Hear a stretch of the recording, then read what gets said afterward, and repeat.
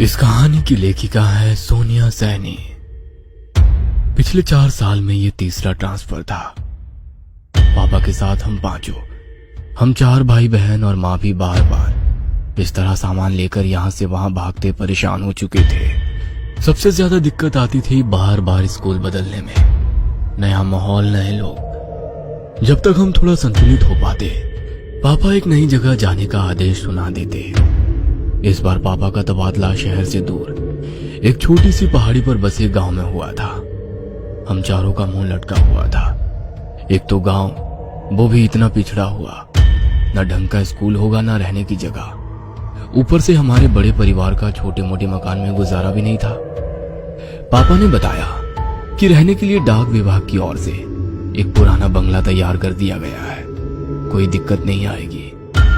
भारी मन से हमने अपना शहर वाला मकान छोड़ा और पहाड़ी के लिए निकल पड़े। हम 4 भाई बहनों में सबसे बड़ा मैं, रवि, फिर मुझसे छोटा सचिन, फिर हमारी 2 छोटी बहनें, एक विनी जो 14 साल की थी और सबसे छोटी सोनी थी। विनी चारों भाई बहनों में सबसे ज्यादा चंचल और खिलंदा स्वभाव की थी।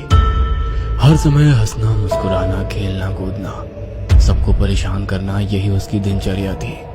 हम नए बंगले में पहुंच चुके थे। बंगला हमारे अंदाजे से कहीं गुना बड़ा था। बंगले का एक भाग हमारे रहने के लिए साफ किया गया था। बाकी लगभग आधे भाग में कहीं ताले जड़े थे तो कहीं भयंकर टूट फूट मची थी। कहीं कहीं दरवाजे पर सांकल लगाकर छोड़ा गया था। हम बंगले को घूम घूम कर देख ही रहे थे कि एक बूढ़ी महिला लाठी टिकाते आ गई।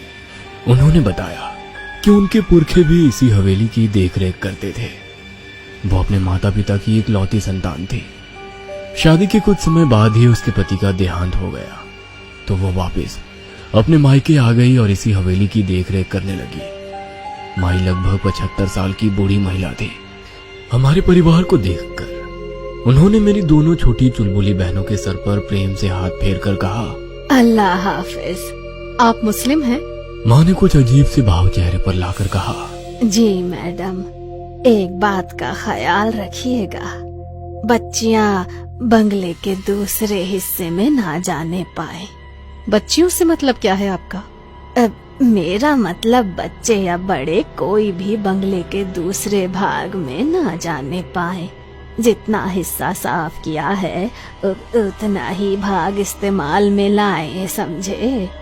लेकिन क्यों? ऐसा क्या है वहाँ? कुछ नहीं, बस बरसों से खाली पड़ा है और अधिकतर हिस्सा टूटा फूटा है। कोई दुर्घटना ना हो जाए इसीलिए एहतियातन कह दिया बस। बाकी जैसा आप लोगों की मर्जी। वो अपनी लाठी टेक कर जाने लगी। आप इस बंगले में नहीं रहती हैं?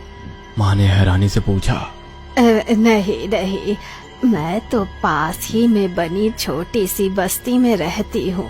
यहाँ से ज्यादा दूर नहीं है। अगर कभी कोई जरूरत हो तो बुला लीजिएगा। हम लोग घूम घूम कर पूरे घर का मुआयना करने लगे। पापा और माँ घर का सामान सही करने में व्यस्त हो गए। इतनी बड़ी हवेली में तकरीबन 20 कमरे थे, जिसमें से लगभग 10 कमरे बंद थे, यह जर्जर हालत में थे। बाकी के 10 कमरों में से 4 तो हमने अपने लिए पसंद कर लिए थे।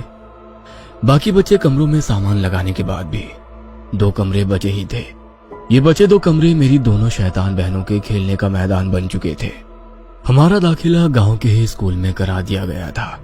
पापा को मिली सरकारी गाड़ी से हम जब तब आसपास के सुंदर दृश्य देखने निकल जाते थे। पहाड़ी इलाके बेहद खूबसूरत होते हैं। पहाड़ों में प्राकृतिक सुंदरता के अतिरिक्त एक और चीज बहुत प्रसिद्ध होती है, वो है यहाँ के काले जादू और भूत प्रेत की कहानियां।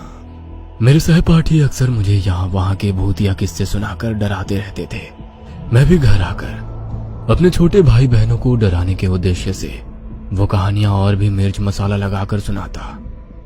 जब वो तीनों अक्सर डर से रोने लगते तो मुझे अपनी जीत का एहसास होता और मेरे चेहरे पर मुस्कान खिल जाती। हमें यहाँ आए अभी कुछ ही दिन हुए थे। मैं छोटे भाई सचिन के साथ क्रिकेट खेल रहा था।